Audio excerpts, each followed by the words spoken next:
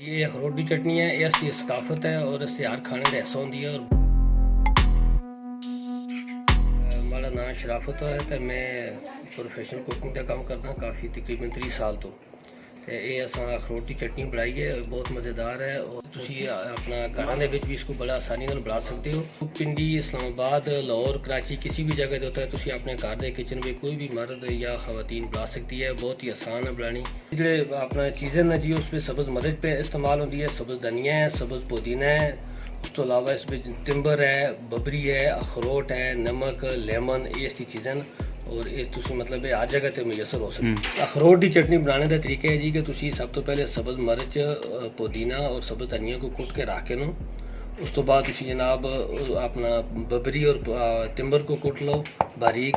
फिर तुसी इस पे जनाब अखरोट की गिरी, अपना अखरोट तोड़ के अखरोट की गिरी शामिल करो, उसको बारीक कुटो ताकि सही बारीक पीसी जो है।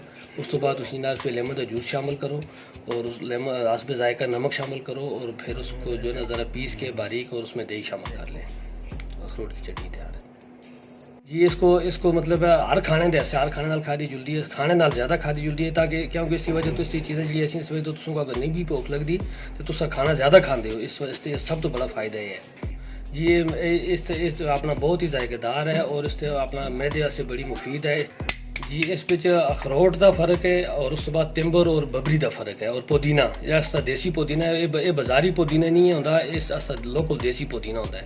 ये सेहत वास्ते और मैदे वास्ते बहुत अच्छा होता है और इसी वजह तो इसकी लज़्ज़त ज़्यादा होती है। इसको तुम पीस के बनासो तो बनती पीस के है, इसको पीस के बनासो, अगर इसको ग्राइंड कर सो इस तरह जायका तुमको नहीं मिलने लगा जो तुमको पीसी की चटनी का जायका मिल सी।